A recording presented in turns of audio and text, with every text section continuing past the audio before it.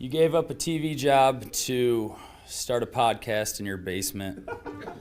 If that doesn't scream midlife crisis, I don't know what does. It was Championship Sunday here in Indianapolis. What's the mindset then coming in as a defending champion? I want to win. No, I want to win. The young lady over my shoulder, Caitlin Clark. Not the best looking guy. And I don't think anyone's going to sit here and say, Matt Randazzo was really good looking. What has this last month, 2 months, 3 months been like for you? It's an important fan base for the Fighting Illini, isn't it? It is. He turned 69 years young last week. He looked good, Coach. Oh, try it. Thank you.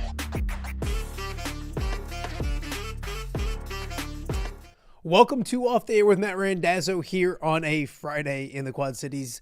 TGIF. The weekend is nearly here. It's been a fun week of shows here on Off the Air with Matt Randazzo. Thank you for spending your Friday morning with us. If you're watching us, I should say, live on YouTube, thank you for doing that. Please subscribe, nearing 1,400 subscribers, working our way towards 1,500. That's the goal by January.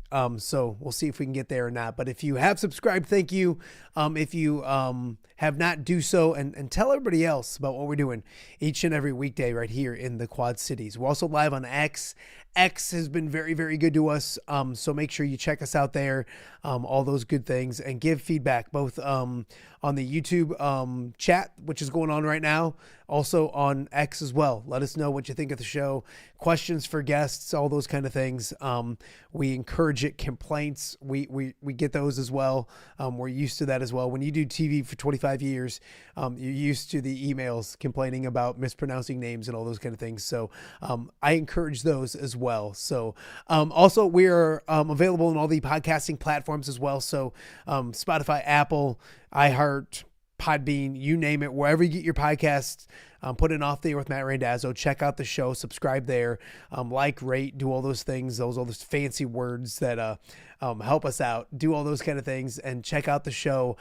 Whether you're going to work, working out, we're doing yard work this weekend. I think we have one more nice weekend, it sounds like. So if you're raking leaves or whatever, turn on the shows, listen to the shows from the past week, because we've had a lot of fun, a lot of great guests again this week, and we're set for another really good day today as well. It is Friday. The weekend is upon us, and especially this time of year, the weekends get bigger and bigger when it comes to high school football postseason, both in Iowa and in Illinois. Of course, the Dome, a very busy place in Iowa these days, Thursday, Friday, Saturday as well. Saturday, Wilton will be taking the turf at the Dome for the second straight season. We talked with Ryan Hetzler, their head coach, on Monday. So if you're heading to the Dome and you want to listen to that, make sure you check that out from Monday's show as well. And then, of course, quarterfinals coming up tomorrow in Illinois. So it's busy. Basketball season's right around the corner.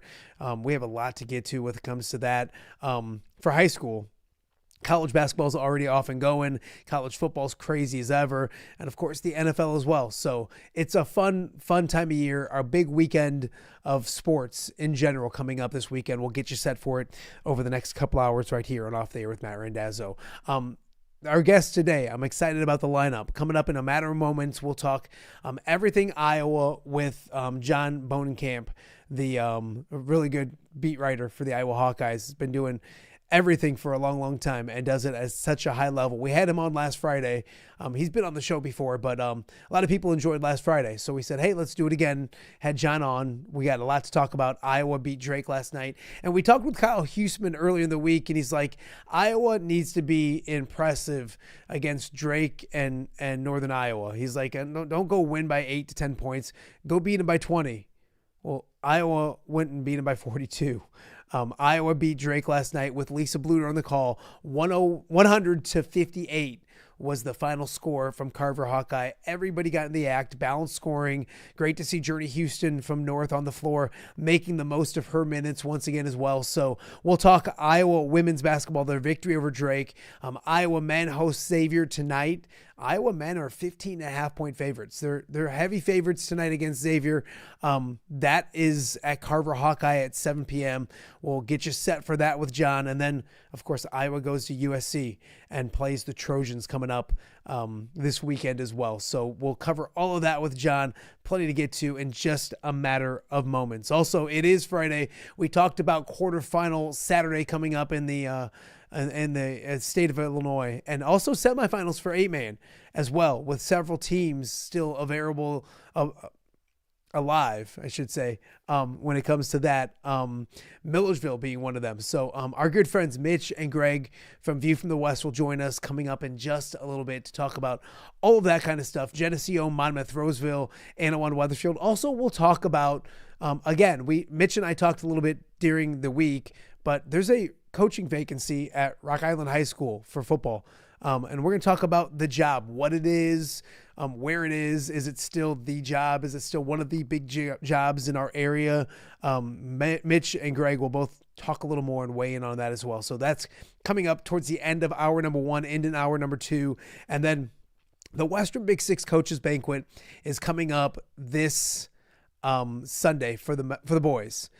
Great group of coaches. Really enjoy doing it. I'm going to MC the event again. I've been lucky enough to MC the boys coaches banquet and the football banquet for the Western Big Six for a while now. I remember Tom Cornelis did it for so long. He did such a great job. Tom Cornelis is a legend in this area. And I remember when they asked me to take over for him as he was getting out of the business and retiring, I was pretty honored, but a little gun shy as well, because you hate following that guy. And it's been so much fun. The coaches are a blast. We make it a lot of fun. We joke with each other. We make fun of each other. They make fun of me. It doesn't usually work. I make fun of them. It's hilarious. So it's coming up on Sunday at the Sunday evening at the QC Botanical Center. Tickets are available. Go on down there, get a great meal, and listen to the coaches get ready for the high school basketball season. We're going to get you ready for the banquet with two of the best in the business. UT's Andy Saey and Moline's Sean Taylor will join me on Off the Air with Matt Randazzo coming up in hour number 2 to talk a little basketball.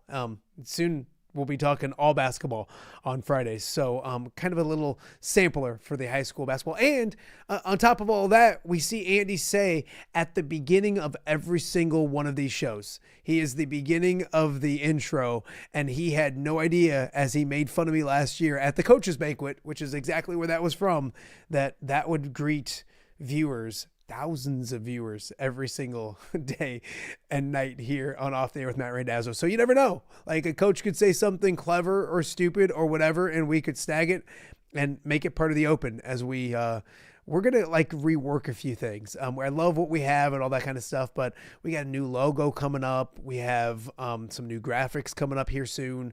A bunch of stuff that we're working on. So you never know. Sunday night could be an addition to the open when somebody says something at the coaches banquet. So all of that coming up. Mitch, Greg, John Bohnenkamp, and Sean Taylor and Andy Saey. A busy show here on a Friday in the Quad Cities, but we have started it this week. We're doing poll questions, so go to X and we have our off the air poll question of the day. And during this week, we've had will the Bears make the postseason? Yes or no? Where will Illinois basketball finish in the NCAA tournament, Final Four, whatever? Which Iowa basketball team will make the Sweet 16 first, men or women? So we've kept them kind of sports based, which makes sense. We talk sports.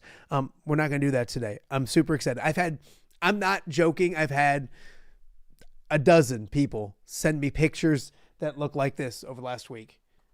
And if anybody knows me or follows me on social media, these are the GOAT. This is as good as it gets. Little Debbie Christmas tree cakes. They are the greatest thing ever in life. And they go fast. We haven't had Thanksgiving yet. These will be gone by Thanksgiving. They go so fast in stores. So my lovely wife bought me a couple boxes.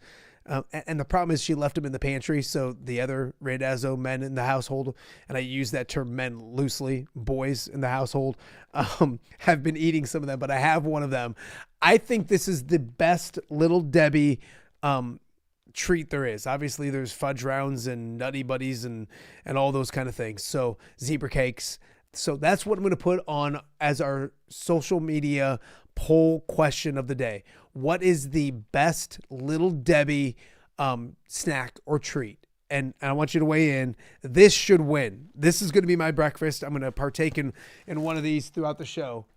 It's like a donut. Like people don't, I mean, it's almost 10 o'clock. It's like brunch, if you will. So it's past 10 o'clock by now. So, that's the poll question at Matt Randazzo. You can head and vote and put in your thoughts, your opinions. But so many people send me these. I usually put a social media post up every single year about how excited I am to have these. So I'll probably do that later on today as well. So that is our social media question, the OTA poll question of the day, the best Little Debbie treat. And if you don't know, it's the Christmas tree cakes. They're absolutely amazing. So, all right, enough about the food in my life. Let's get to the sports, and we'll start a busy show by talking Iowa athletics with a good friend of ours. And so for the second straight Friday, we're going to talk Hawks with my good friend John Bohnenkamp. You know, everyone had so much fun last Friday. They're like, we need more John in our lives. And I was like, hey, that's good to hear. Yeah.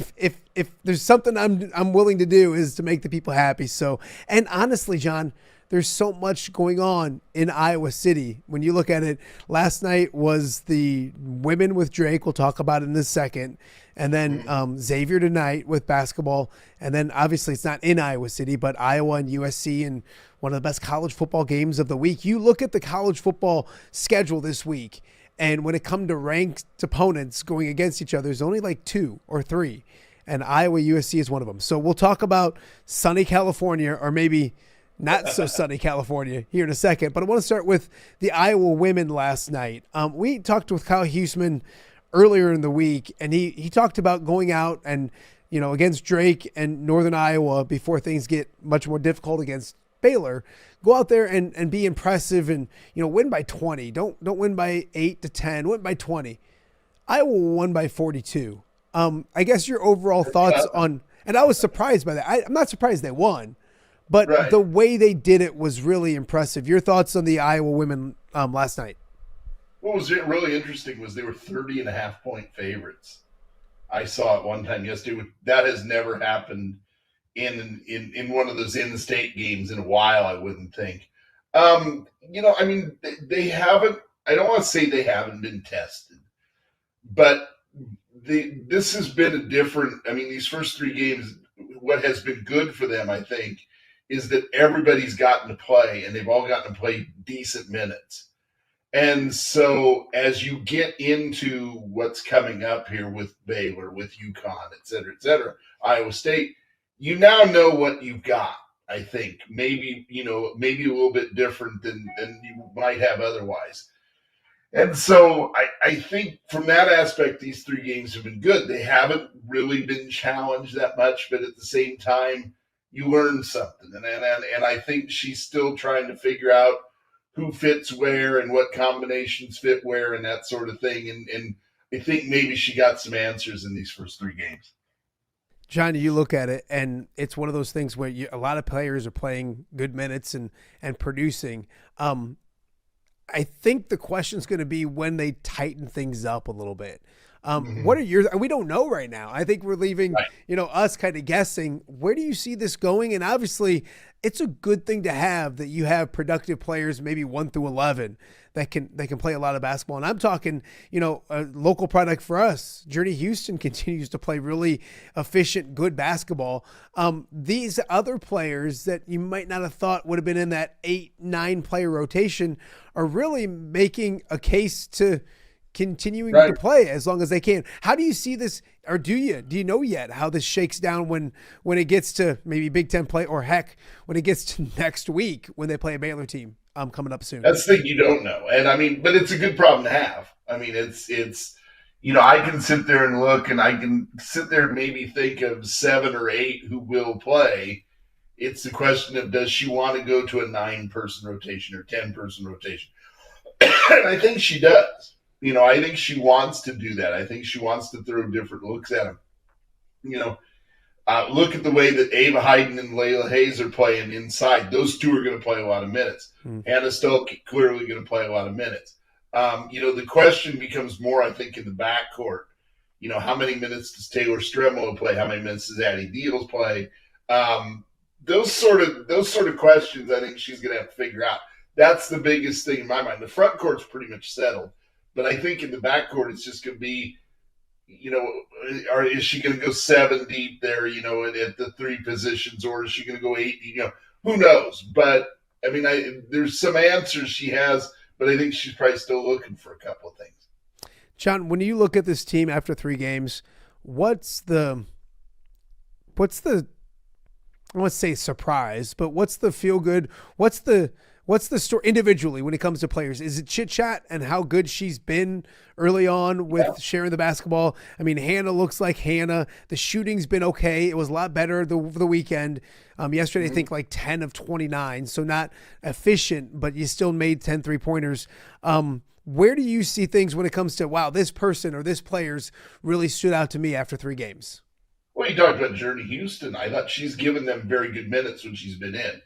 At the beginning of the year, you didn't quite know where she was going to fit in this rotation, but with Tegan Mulaney out, she's gotten some extra minutes, and I thought she played well. I really like Layla Hayes. I think that's a really good bookend Ava Hayden's been really good. I mean, you knew that was going to be, but you didn't know anything about Layla Hayes. Now we've kind of seen her, and she really operates well under the basket. And so now you have that double post there, you can put them in and you can keep shuttling them in and out and you don't lose anything really. So really Layla Hayes in my mind is one I go back to Journey Houston where I said she's given them good minutes and she's made a case for good minutes now as you get into the tougher part of the schedule.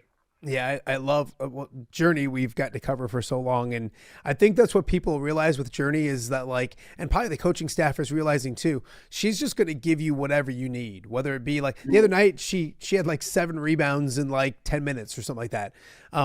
Last night she made 2 of 2 from the field. She's had more of a higher scoring point game, I think, in the exhibition. So I think she can do all those. She'll fill a box sheet up when it comes to playing basketball. And we'll see if that can continue throughout the season as well. Obviously it is Northern Iowa coming up. They'll be a big favorite again or a favorite again. Your thoughts on Sunday, and then obviously it's kind of ramping up as they slowly go, and the competition is going to get, and it's kind of like one of these, John, and then all of a sudden it's going to go like this for real fast with Baylor and UConn on the horizon. I love the way the schedule sets up for them because they're easing themselves into stuff. I guess we'll start with you and I. Your thoughts on Sunday and what to expect with a trip. I believe it's to Cedar Falls, isn't it? Yeah, and it's not going to be, I don't think it's going to be much of a game, but it's a road game. And it's like, so now your freshmen get that first taste of, being in a hotel, and I'm assuming they'll probably go up Saturday night, and doing the shoot around on the road and playing in front of a hostile crowd. And because it'll be a sellout, and there will be some Iowa fans there clearly, but, it'll still be kind of a hostile crowd. Yeah, the challenger may not give you much of a challenge, but there you kind of get some of the other challenges that go along with playing during a season. Like I said, pregame meal and hotels and that sort of thing. So that from that aspect, it is a good test. And then, like you said, now all of a sudden you get into the meat of the schedule coming up here in the next couple of weeks. And so it's one last chance for everybody to kind of make their case for that rotation. And then, so I think it's a good game for them, at this point, as you said, as you start to shift gears now and get into the meat of the non-conference schedule. We can't not talk about the announcing crew yesterday before we move on to the men. I thought it was really cool with Lisa Bluter doing things. And then obviously after the game, the interview with Jan and her, when it came to, those two basically could finish each other's sentences. Cool thing to see, especially with the history of Drake with Lisa Bluter and obviously Coach Jensen as well. I really thought it was a feel good moment and like evening to see all of those kind of things come together. Your thoughts? This new job is a good fit for Lisa, and it's she's going to get to And, I mean, she's always been really good with the media. Now she's part of the media. And, I thought she did a really good job of analyzing the game. Clearly, all the years of coaching, she knows what she's talking about. And so I thought that was a lot of fun last night. And, you're going to see her on a lot of different games around the country. And that's good. It's good for, it's also good for Iowa's program. Hey, this is our former coach and all that. No, I thought she did a great job last night. It was a great moment, I think, for the program. And I think she's transitioning into a new role, and I think it's something she really likes. Absolutely. John Bohnenkamp joining me right now and Off the Air with Matt Randazzo. You will be in Iowa City tonight. It's the men taking center stage. You look at it too, John, and you have a Xavier team coming to town that when I looked at the schedule and not knowing anything, I was like, okay, like this will be Iowa's first big test. It's at home. I've come to find out recently, Xavier may not be the Xavier of old. With that being said, it's a good opportunity against, a familiar name at Carver Hawkeye Arena tonight. What's the headlines that you're looking for as you come into tonight's game with Xavier? Well, they haven't played well, but it is still I consider the Big East a power conference for basketball. So I'm going to say this is their first power conference game, and it's going to be a chance now to see, kind of where some guys fit in and what you've learned here the first couple of games, which was really interesting last week. They had 2 games, close apart, Tuesday and Friday, and then they've had a week to prepare for this game. So they've had a week to look at what they did in those first 2 games and correct what they need to do. But this is one of those first real, okay, how can they do against good players? And, and now tonight you might see a little bit more of an idea of what the rotations are going to look like. The first 2 games, it was just kind of like mixing and match and trying to find different things. Now you've had a couple of games, like I said, you've had a week to prepare. Now I think tonight you're going to see what this team is going to look like more as you get into December with the Big Ten starting in the Iowa State game, and and even before that, the Thanksgiving tournament, the 2 games before that. So now you're going to kind of get to see what this team's going to look like tonight against a power conference team in my mind. No, absolutely. What does it look like? Have you figured out the whole starting lineup stuff? I know Ben McCullum talked with the media earlier this week and said maybe some more size. I think it doesn't look the first 2 games were exactly the same. It looks a little different tonight, probably, doesn't it? Maybe. I think that he is really, I think he was really comfortable with that lineup he had last week because they were all the guys he knew. Now who kind of gets in there now, I don't know. But I think your minutes are going to be the same. It's a lot like, what Fran McCaffrey used to say, it was never in his mind who started, but who finishes. Tonight, I think you'll probably see a little bit more of that. Okay, these are the guys I trust in key situations. And, again, he's now had 2 scrimmages and 2 games to see how they can do against other opponents. And I think he's getting a better idea of how this all fits. And so maybe a lineup change a little bit, but I think maybe the minutes will probably be distributed the same way. You might see, I know he was really happy last week with the way Tate Sage played. You might see a few more minutes out of him. But other than that, I think minutes-wise, the distribution is probably going to be about the same. Here's what I know, and I don't think we know a lot with this yet. Mm-hmm. I know Bennett Sturts is going to play 39 to 40 minutes of the game. Right. And then other than that, I'm not sure who else. Can you talk about him a little bit? I know it's like beating a dead horse, but I think we knew how good he was, but I think Iowa fans are like, wow, like he is what everybody, because yes, they knew of him last year and they watched some of him last year, but they didn't watch him the way they're watching him now. And I've had a lot of Iowa fans say like, man, I knew Bennett Sturts was good. I didn't realize he was this good. You seeing him in person a couple times already. Your thoughts, I know it's kind of a duh question, but he really controls a basketball game like you don't see many point guards do. He's good. Right. Yeah, and it's, he controls the game from operating the offense, but he also controls the game. He can just score at any time, and the one thing that's really interesting about him is if he could play 40 minutes, and he probably will tonight, and he could probably just shoot every time he came down the court. But he's not that way. He's more of, getting other people involved. And then when he sees his opportunities, he goes and scores. And so from that aspect, I just am really impressed with, now having seen him in person, it's a little different than watching TV. And I'm just really impressed with, he just runs that team. That is, that is what you want out of that job. And he's one of the best in the country doing it. And so it's going to be fun for him to watch. And yeah, you're right. He's not coming out. It's funny that, he played 40 minutes the other night and people were talking about, well, you didn't look at the stats last year. He never came out in those games either. So he likes being on the court. They know how to maintain. It's like Ben McCollum said. You got all these TV timeouts. You got halftime. You got you can manage his time off the court and still have him out there for almost the whole game or the whole game. So I just really like him. I like the way everything he does. This is a really good person, and I think he's a really good leader for this team. And you're going to see him, I think, in the next few weeks really take off and show that he's one of the best players in the country. John Bohnenkamp joining us right now on Off the Air with Matt Randazzo. John, we talked with Tom Kakert earlier this week, and I think one of the questions that we both kind of had is, obviously Bennett Sturts is there, and it looks like Folgaris is going to end up being that second primary scorer. And I think that's, if there's a lineup change tonight, it's probably Folgaris in the starting lineup. I don't know who leaves it and those kind of things, but you can eventually see those two being your 1-2 punch.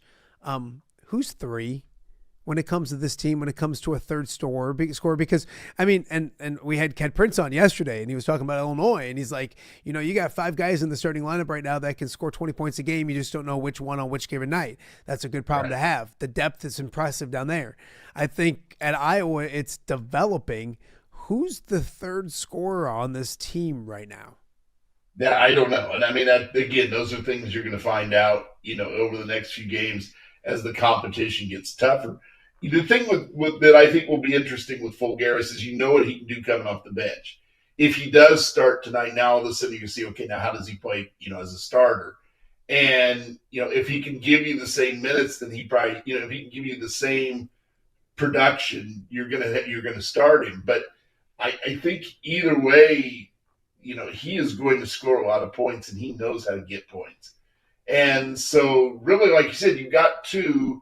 Who becomes the third? Maybe Cam Maniel. I don't know. I do think they've got to find some inside scoring somewhere, because Folgaris can score, is an inside scorer, but he can also score from the outside. But I think you need that power forward center type that gives you, 10 to 12 points a night, and that's going to be the next thing to discover who can give you those points inside. When you look at it too, John, you have Tavian Banks that plays really well. Cooper Koch could be one of those guys that kind of steps up and plays. I think it's one of those things you're trying to figure it out as it goes and try to figure out how good this team might be. Tonight, prediction-wise, when it comes to Iowa, I know a lot of people expect and think big things, easy things. Your thoughts on that as you get ready to go up to the prediction is you're going to have an ice cream cone, right? Is that a tradition for you? Maybe. I have to get it because I don't like dealing with the stairs anymore. So those things are awful. Bring me one. If somebody wants to bring me one, that's great. But no, I think they win by like 10 or 11. I think it's a low double digit game for them. I think they win, but it's just going to be a question of can they kind of keep up the offense that they've had here the last couple of games and just the way they've been able to move the ball. Well, the one thing that really impressed me against Western Illinois was, and they wore them down in the second half. And Western Illinois gave them a good game in the first half. And they kind of wore them down in the second half. And so, that's what you're going to need to do against better opponents. So let's see kind of tonight what they can do in the second half against this team. Can they kind of, just kind of grind away at them? And so that's going to be one. But I do think it's going to be a low double-digit game, 10 to 12. I think Iowa wins. What's the atmosphere been like at Carver Hawkeye? I know it was decent for the opener and maybe an uptick in like excitement and energy. I know I thought it was a good crowd against Western Illinois. Here, my problem is I need to purchase the Big Ten Plus app especially when Jess Settles is on the call. So I had so many high school kids running around doing my own thing that I just listened to it with Gary. And it was so refreshing to listen to Gary Dolphin and have a professional like Bobby Hansen next to him. I think that's what I miss during football season, is because you listen to Gary, and then the professionalism like dips down a little bit with the other. I can't think of the guys. See, I'm on the Anger bandwagon. I'm a big Anger fan. So, well, he's a politician. Don't fall for it. Don't fall for the anger stuff. He's a politician. I'm telling you, he's just trying to. I'm a big fan. I'm a big fan. No, he does a great job. Anyways, so I didn't get to see the energy, maybe, or I could hear it. Sounded like a good crowd, and obviously setting up a big weekend in Iowa City. Your thoughts on just the atmosphere so far this year at Iowa City? I think it's been really good. That first game, it was so funny because it's like maybe 20 minutes for the game, you're like, oh, this is going to be a terrible crowd. And then all of a sudden the place just like filled up. And you saw a little bit more of a earlier arriving crowd against Western Illinois. And I think that's what you'll get tonight. And that's good to see. I mean, the fans are getting convinced, I think. Now they've seen a couple of games. They've seen what they can do. That's one of the reasons why I think they need to play well tonight. So now you can say, okay, this is a game that's on national TV. Now you can kind of see what they are and convince some of these people to go back. Ben McCollum, and I said this last week, I think he has done a very good job of selling this program. And in my mind, he's still winning. He won the press conference. He won the offseason. He won last week, and with the way he treated the crowd after the game, with the fans going by, and with the players going into the fans, and I think you're going to see that all season. He's winning right now, and so on a lot of different levels, and so I think that's going to start bringing more and more people back. It's going to be convincing them, hey, he knows what he's doing. This is a pretty good team. A good chance for me to point out they have done a great job in the community. Coming up on Saturday at 12:30, we'll be live for our Hawkeye Tailgate show from Big Grove Brewery in Iowa City from 12:30 to 1:30. You can hear it across the Hawkeye Radio Network across the state of Iowa. Cooper Koch is going to come over to Big Grove and hang out with me for a couple segments, hopefully talking about an Iowa victory over Xavier and all those kind of things. But if you're in the area, he's been really good. Yeah, he has been really good. And he's played. Go ahead. He's healthy. Yes. He's healthy. That's bottom line. And so I think you've seen what you might have seen out of him last year if he didn't have all the things that went wrong. And so the guys that have really impressed me this in these first couple of games, he has been one of them, just the way he's played. Yeah, and I got to see him a lot in high school. He's a Peoria kid or a Morton kid, so I got to see him several times, and I thought he could be an impact player last year, and I definitely, with the health, did. So anyways, come down to Big Grove Brewery if you're in the Iowa City area, say hi to Coop, and that's what I think, my point kind of is, that's what I think they've done a great job of, is getting out in the community. Ben's done a great job of it, obviously, but all these players, and Cooper's, I don't need to tell you this, his dad played.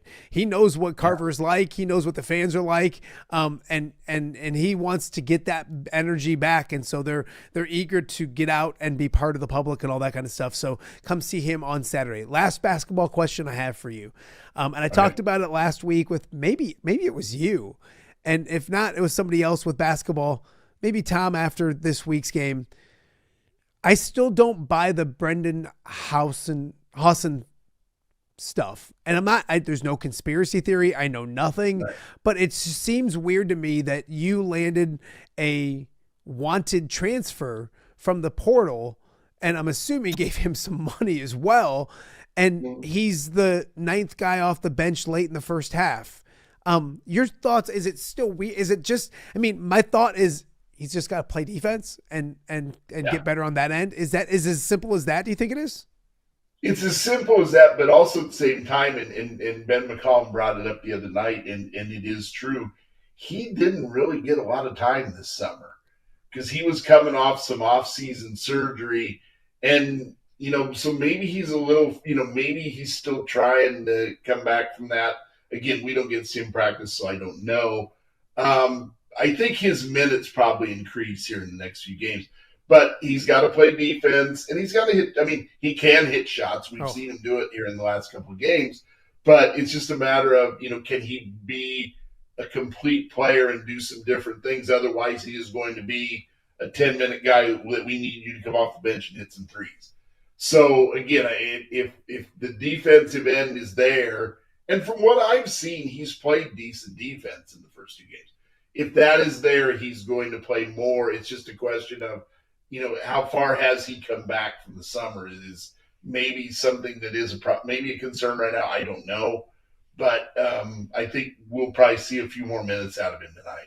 It's impressive, John. We've gone 25 minutes almost. We haven't talked to Iowa football. So let's get to Iowa football. Okay. Again, John will be at the game tonight in Iowa City. What time? Is it a 7 o'clock, 6:30? 7 o'clock game. Yeah, I got to look 7 o'clock game. 7 o'clock game. So another Friday night of Iowa basketball. And it should be a good crowd because high school football is winding down. Obviously, if you're not in the state up in the dome, you're available, and high school basketball hasn't started yet. So it's a nice little spot where a good Friday night at Carver Hawkeye. I'm assuming there's some probably tickets still available. So if you want to do something on your Friday night, get up and check out the Iowa Hawkeyes. The Iowa football team is probably getting ready to get in the air right now to head out to USC. Talk to me about your thoughts on that game bouncing back. I don't want to dwell on Oregon. I think it was a good performance, a good football game. They didn't have enough at the end. Can this team bounce back out west against a really good USC team? Well, first of all, they're going to be playing in a city that has that aura of champions to it with the 2-time World Series champions. But John, we've run out of time. We've run out of time. I had to throw out. No, seriously. This is a big test for them because – one, they've got to bounce back. You got to bounce back playing out west, and you might have some really bad weather.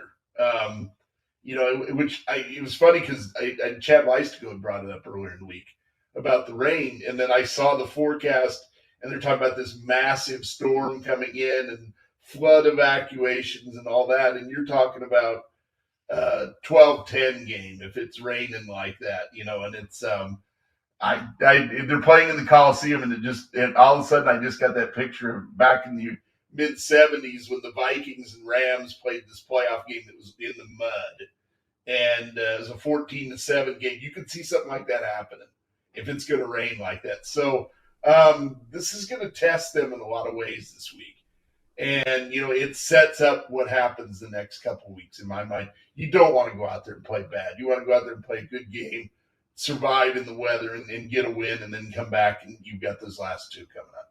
Yeah, I think the rain has to help Iowa. We talked a lot about it last week, and I think when you look back at last week, you're like, yeah, the rain was one thing, and I thought the fans were great in the rain. But I don't think it hurt Oregon. Like Oregon likes to run the football. They're up front. Oregon up front was as impressive as I've seen any team in the trenches, both offensively and defensively, that's played Iowa. And Iowa usually has a big advantage, or at least an advantage in the trenches. I don't know if they had one last week at all. So on the other side, USC likes to run the football. They have a good running back, but obviously their quarterback, and they're going to want to sling the football around. So I can see, and people worry about the stuff coming from the sky. I can not concerned with, but I'm intrigued by the playing surface. Are we looking at a sloppy mess? Like that's the thing that I'm intrigued by. Hopefully Iowa packs every type of cleat possible, so we're not doing the cleat stuff again and messing up. I want to talk to you about the West Coast thing. I am not a proponent in Iowa can't win out west. Kakert is. It's annoying. It drives me crazy. I get the facts of what it's been like, but it's kind of like they don't go out there every single year. It's not like they or twice a year or 3 times a year. So it's kind of a misnomer when it comes. Yes, it's been since Iowa's played well on the West Coast, but he doesn't give them the Holiday Bowl credit that I feel they deserve because they still played on the West Coast for the Holiday Bowl, and things are different. I mean, just every year is different. Are you and that's me. Are you with Tom? Are you it's the West Coast in Iowa, like it never goes well type of guy, or do you put that much stock into it? I kind of sort of am, just because I think they don't. And again, it's a hard thing to handle. I know this just the couple of times I've been out there. It takes me a few days to adjust to the time zone. It really does. Not like if I go east, it's not that big a deal. I've been to Denver before, it's not that big a deal. But for some reason, that 2-hour, shift it really messes with you a little bit. With it being a 2:30 game, that it's maybe not that big a deal, but we're going to find out. And I give them the Holiday Bowl credit because I was there that night, and that was one of the best performances I've ever seen out of them in a bowl game. So I'm going to give them a little bit of credit for that on the West Coast, but it can be a problem. I think it's just a matter of how they try to handle it this time around. I'm going to go back to, I don't care if it's West Coast, East Coast, whatever, it's going to be how they handle the weather in my mind, because I do think it's going to be bad. What was your pick for Oregon? What was your score? Were you Oregon by 3 or were you Iowa by 3? I was Iowa by 3. Okay. I was going to give you credit for nailing it. Yeah. I really thought that I really thought they would pull that out at the end. And in the end, it was just a couple plays here and there. Yeah. It's crazy. Think about that, a couple plays here and there, they're undefeated. I think that's what we'll remember this season, John, for like, it was a really good football team, and it'll be more like a what if kind of thing, because I think, and I talked to TJ Hall this week on Tuesday. It'll be an interview on the Hawkeye Tailgate Show, and they still have a confidence about themselves, and they should. I think they validated themselves as a good, and it was that way with the rankings. The rankings came out and Iowa was right there because I think they validated themselves through losses, and it stinks through losses, but losing to Indiana by less than a score and losing to Oregon by 2 points validates them nationally as a really good football team. I think they win against USC. Obviously, I'm contractually obligated probably to pick the Hawkeyes, but I really think they play well. Your thoughts, your score prediction, what happens at USC tomorrow? And let's just assume there's 2 inches of rain and it's gross and nasty, because it sounds like they're pretty locked in on this. It doesn't sound like it's a when you see 100% on the old projections, like that's pretty good. So let's assume it's like that. What does this thing look like on Saturday in your mind? I think it's a 12-10 game. I really do. I think it's going to come down to, it's going to be hard to kick. It's going to be hard to pass. It's going to be who can run the ball and who can hold on to the ball. And so I'm going to go, I picked USC in the Daily Iowan contest that we do. I'm still kind of now leaning towards Iowa, but I'm going to say 13-10. I can see this too. We talk about how the weather affects the teams, and obviously they're the most important part of it. It affects the fans and Iowa fans. I had Oregon guys say to me in the press box, "Hey, like it's probably going to be a lot of empty seats here today, huh?" And it was like an hour ahead of game. I'm like, I don't think you're going to see any empty seats, and you didn't. It was an amazing atmosphere, 70,000. I don't think Southern California people, Southern Californians are the same way. I can see it affecting the crowd a little more, in which that stadium might not be as full and as rocking as it would be if it's sunny and 70 degrees. So I think that might be an advantage for Iowa, is that it might temper the atmosphere when it comes to a hard environment to go play in. I got Iowa. I hope they win. Obviously, it'd be a beautiful thing if they did. So, John, enjoy Iowa City tonight. It's Iowa and Xavier, 7 p.m. tip at Carver Hawkeye, and we're going to do this a lot. So I appreciate you hopping on once again, and we'll talk to you again here real soon.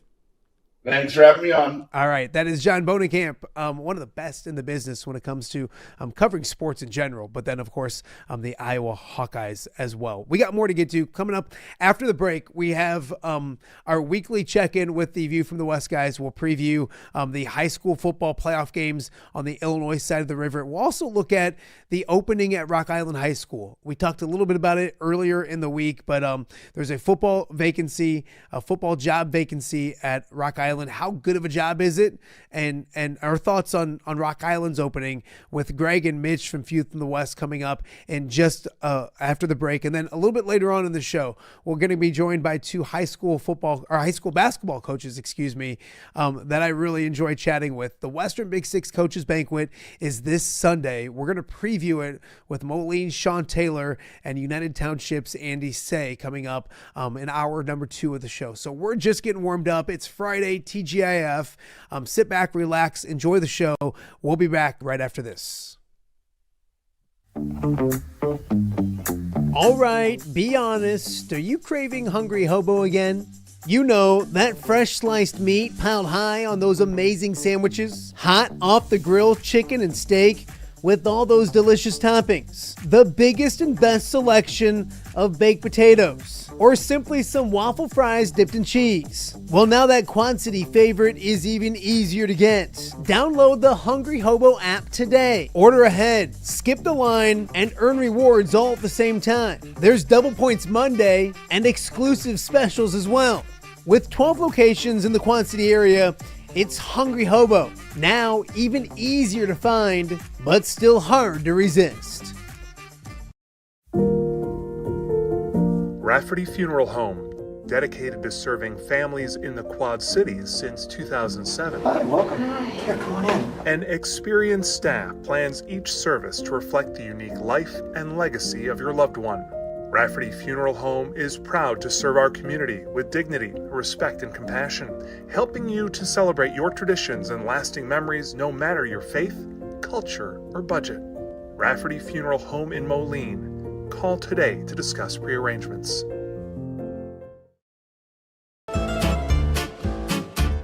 When it comes to quality, convenient pizza, Godfather's Pizza in Silvis has you covered. Featuring a beautiful dine-in area, delivery, and a carry-out window. Godfather's Pizza is that pizza you grew up with, not a convenience store. You see, at Godfather's Pizza, the dough is made fresh daily. That mozzarella cheese is shredded fresh and never frozen. And those toppings are abundantly piled high each and every time. Locally owned and operated since 2010, Godfather's is a huge supporter of local athletes right here in the Quad Cities. So come on by and check them out at 1211 Avenue of the Cities in Silvis. Order online at godfathers.com and reunite with that same delicious pizza you grew up with. Welcome back to Off the Air with Matt Randazzo here on a Friday in the Quad Cities. Friday in the fall always means high school football, and it's weird there's no games tonight. The regular season is over. No postseason games on the Illinois side tonight, and actually over in Iowa, Wilton will play tomorrow at 1 o'clock. So no high school football on a Friday, but it's a big weekend of quarterfinal football over in the state of Illinois. We got plenty of teams still to talk about. So without further ado, we must bring in our good friends from View from the West, Greg and Mitch, or Mitch and Greg, or I don't know how you guys battle that out, but the family's back together again. I love this. Welcome, boys. Right. I was watching you guys. I was keeping my eye on you guys on was that Tuesday? Bringing Mitch in on a Tuesday now? Yeah, this darn government went back to work, or we were in serious discussions off the air with Mitch and Daz. Like, I'm telling you. Yep. It would have been big. It would have been huge. But no, is it? It still can happen. Yeah. I can't pay you what the government's paying you, Mitch. I promise you. It is a really fun weekend in the state of Illinois. Quarterfinal Fridays or Saturday, quarterfinal weekend, if you will, is always something great. We'll kind of focus on 3 teams, maybe a few more. But you guys still have 7 alive playing 11-man football. And how many do you got playing 8-man as well? I think we're at 7 total. I probably had those wrong numbers for you on when I was on your show. Look at me giving you bad information on my lone appearances. The media, I tell you can't trust. Yeah, can't trust me for anything. But you guys still have plenty it's around there. You have plenty to get to. When it comes to that, I want to talk about the playoff, the postseason, all those kind of things. Greg was on earlier this week. I'm sorry, Mitch was on earlier this week, and I kind of want to talk about it once again. Early this week, I think it was Monday, Rock Island's Fritz Diodone was or officially resigned at Rock Island. I don't think it was a huge surprise to anybody or a lot of people. It's been a tough, maybe 3 years at Rock Island. Talk to Mitch a little bit about it. We'll get more with him. But Greg, I guess your first reaction when you see the news that Fritz officially stepped down at Rock Island. I mean, I think overall you're just disappointed for, Fritz Diodone and for Rock Island because I mean, I think I speak for a lot of people that I really like Fritz. I've liked dealing with him, talking to him over the years. I really wanted it to work, right? And there were critics right away when he came over from Alleman because the Alleman numbers, the wins weren't there either. And it felt like, he was a good head coach. He knows football and he'll find a way to make it work. And for one reason or another, it never really panned out at Rock Island. I will say, and it's not an excuse, Rock Island has played a tough non-conference schedule the last 2 years. That didn't do them any favors, but within the Western Big Six, the wins just weren't there. And it's just, I guess overall, it's just unfortunate for the program and for Fritz himself that it didn't pan out. Absolutely. And you look at almost with anything, I think like you hear a lot from one side, you hear a lot from the other side, and it's probably something in the middle. Just didn't work out, wasn't working out. So I think it's, Fritz, and you just mentioned it. There's so many people that love him. Great dude. Really a good human being. We've had so many great conversations over the years, not just at Rock Island, but before that as well. So we wish him the best. But Rock Island has an opening. And I think, you look at it, I think anytime there's a Western Big Six opening, it's a big deal. I think it's that conference around here. It's the bigger school conference, all of those kind of things. I think those are all big jobs. And so, and Mitch and I talked, Greg, you look at, you got Sterling and John Schlemmer and what he does, that's rocking. Moline is killing it. Mike Morrissey's doing great things. Nick Welch and the Panthers have things turned around. They're in the postseason this year. Geneseo's doing well, which we'll talk about in a second. Mitch caught me last show because I forgot to mention them. Yep. And then Quincy is obviously killing it as well. So with all that going on in the conference, how do you look at Rock Island, Greg, when it comes to the vacancy, the opening that is at Rock Island? I mean, I'm not going to pretend that, somebody's going to jump in there and it's one of the greatest jobs in the state of Illinois that's open. And I'm not going to pretend that somebody's going to walk in and you're going to flip this to 6-7 wins in a season. I think you have to have realistic expectation, but I think to look at the job, there's a lot of history there. Rock Island is a very strong strong community. The program is well supported in the community. That and the basketball team and a lot of other sports at Rock Island get a lot of community support.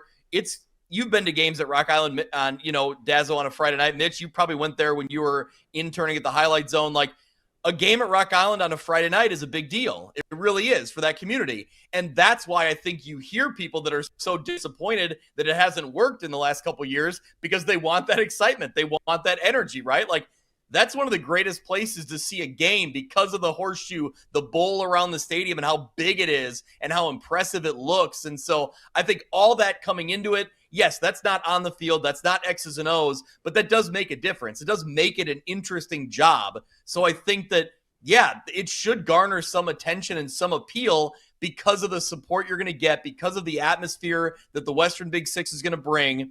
It's an uphill battle. You got to get momentum here. You got to get kids out for football that maybe hadn't been going out for whatever reason in recent years. So there's an uphill climb, but I think it's a job that's interesting. I think it's a job that some people should be, interested in. No, I kind of agree. It's funny because I've had several people the last couple of days bring up our discussion, Mitch, that we had on Tuesday. And I'm like, of course, like a couple of the, thousands upon thousands of people who watch the show when Mitch comes on. And I was like, they're like, there's no way he really believes that, Rock Island is this job or that job. What you said isn't factually incorrect. Your numbers didn't change. It's a very successful program. I mean, we can go back to Vic Boblet and beyond that. I mean, we all kind of got our start probably with Vic Boblet at the helm when it came to covering high school football and all that kind of stuff. Mitch, what you said's not true or not false. It's fact, isn't it? I mean, I think the numbers speak for themselves, and I stand by what I said. I think if you asked, or let's just put it, if you had a blind resume and you said, I have a 7A team in a large metropolitan area that has been to the playoffs 25 times in the last 35 years, in a city that was a founding member of the NFL. Shout out to the Independents. I think that would draw a ton of interest, and I think that it will. Maybe not as much because of recent records, but I think the foundation at Rock Island is there, and I do believe if the administration can find the right head coach, that it won't be long until we talk about Rock Island competing for the postseason once again and competing for Western Big Six titles, because I think it's all there. I agree. It's a big hire. And another thing we'll talk about is that stadium. Like, I remember COVID, and we had to come up with stuff to do to keep our jobs basically in sports. And we did a stadium series, and I had 20-some people vote, and it was a bunch of fun. Iowa and Illinois, the big schools, and Rock Island's Rocky Stadium. Greg mentioned the horseshoe, the history behind it, all of those kind of things. Like, there's a lot with the program at Rock Island that is appealing. Now, there's things that are maybe not appealing that need to change that some people are worried about, but overall, the school didn't change, the community didn't change, the bells and whistles that come along with it didn't change as well. I also had somebody say to me, hey, get those guys back on, and like, I want to hear names, who's next? And I'm like, well, it's not like Greg's Adam Scheffler. Well, but according to my sources, I hear this coach is interested and that coach is interested. I don't know. I have no idea. I could sit here and spit out some names that of people that I think would do well with it or be interested in it, but that's not, there's no reason for that. That's not what we're here to do. So I think it's a really intriguing job. I think the Western Big Six is best when Rocky's relevant. Now, I don't know if you get that answer from the rest of the coaches. I mean, I don't know if they'd love that as well, but I do think that like Rock Island being good in the Western Big Six for football is a good thing for the Western Big Six football as long as the Western Big Six is around. So anyways, let's move on to the teams that are still playing, and we'll start in 4A. And Mitch, we didn't talk much about it when it came to the matchup itself. We talked about Geneseo and how impressive they've been this postseason, and they really have. Matt Furlong has done an amazing job there. I think it's great. I think they've won 2 games. I think the fact that there's a quarterfinal game at Bob Reed Field is awesome. What do we know about the opponent coming in? I think that's a big deal as well. Yeah, well, what you're going to get is a matchup between 2 of the best all-time programs in IHSA history. I mean, both of these programs are top 15 all-time in wins. Wow. And both were named top 50 programs of all time. Geneseo was number 10, Morris was number 18. So this is a 3-time state champion coming in. They've been runner-ups 8 times, so they are very much used to being this deep into the postseason. Great team. They come in at 10-1. They were the Interstate 8 champions, and they're going to run the ball. There's no doubt about that. They've got a running back named Caden Curran. He's over 1,500 yards on the year, 22 touchdowns. So it's going to be a rock'em sock'em game. It's going to be a classic 4A quarterfinal matchup between 2 teams, again, historically that are, we talk on our show a lot about the pillar programs in the IHSA. And these are 2 of them. There's history between these 2. They've played 9 times before. Morris leads 6-3. Greg, I'll let you talk to the nugget that you spoke to the last time that they met. So yeah, there's a lot of back history here, but at the end of the day, it's 2 really great historic programs meeting on the gridiron once again in a quarterfinal game. Gosh, it's supposed to be beautiful on Saturday. Bob Reed Field, the place will be packed. Greg, what do we know about Morrison? This matchup sounds like you've been doing your digging. You're like Brian Stocking over there, finding stockpile gold.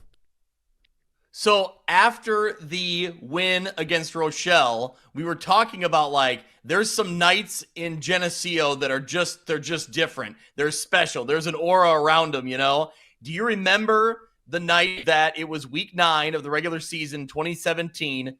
Morris was 1 loss. They were state ranked. They were a fantastic team. Geneseo was 4-4. They needed a win to get into the postseason, and their over 500 streak was on the line, and it had gone back like 50 something years. And it was kind of like, man, it's going to end. Like Morris is too good.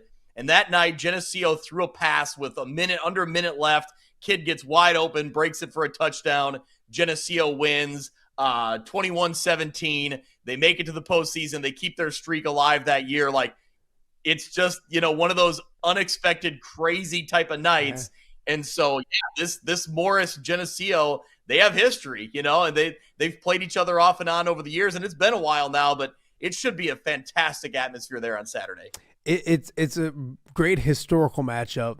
Both teams playing really good football right now. What does it look like for Geneseo, Greg? Is it a big hill to climb? Obviously, it's going to be a really good football game. How good is Morris, and what does Geneseo maybe have to do in order to advance to a state semifinal game? I think the biggest thing is that the competition level just picks up so much from last week that I feel like they were able to come out and really control that game against Macomb.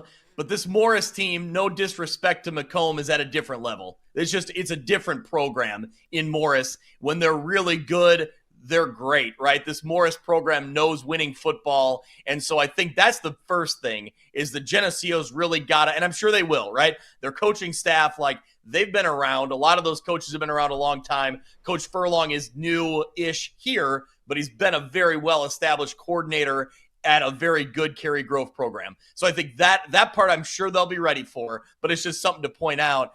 I think for Geneseo, you got to, trust your identity and know what you can do to, one is find Kai Weinzerl, get him the ball, right? I think he has to be a guy making plays for you. On defense, he'll be making plays. And then I think what I look at is what Coach Furlong, I think, is so good at is the X's and O's, and is finding something that Morris is doing that you can exploit. So I don't know what that is. I'm not that smart, but what I will say is I think that Coach Furlong will find something, and it comes down to, can Geneseo execute it, right? You got to get a few bounces. Can you execute? They're going to have to play a really good football game, maybe near perfect football game. They can do it. But this Morris team, it's a challenge. It's a tough challenge. Greg doesn't know exactly what it is, but Mitch, I'm sure, will, because he's the smart one of the two. Yeah, Mitch, exactly. what is it? I look at this Morris team, and they remind me a little bit of Moline. And so when you look at Geneseo, I think they have to have a game plan similar to what they had against Macomb, but maybe more not recently, but maybe more fitting is how they played against Quincy. That was a blowout win. They put up 49 points and only allowed 7. This Morris group has allowed double digits in 8 of their games, including just last week when they let 50 to Metamora. Now they scored 64, but my point being the final score of that game was 64 to 50. That's right. Go on. I'm sorry. I didn't know that. Yeah. No, for good reason you paused and had to double check that. So I think that this Morris defense can be scored on. You just have to limit their offense. And so what better way to do that than if Geneseo can do what Geneseo does, run that flex bill with Jackson McAvoy, run chunk plays, 3-4 yards, control the clock, run down the play clock, and limit Morris's touches. Because I think if you can do that, I think their defense can get scored on. And we've seen Geneseo be able to do that. And if they can, they'll have a chance. I'll tell you one last thing about the game. And not the game at all, about Morris. When I think of Morris, I think of Interstate 80. I think of Our Place. Did you guys ever go to Our Place? I grew up in Ottawa. I've been to Our Place. Okay, and it was the home of the Ethel, which was the 5-pound hamburger.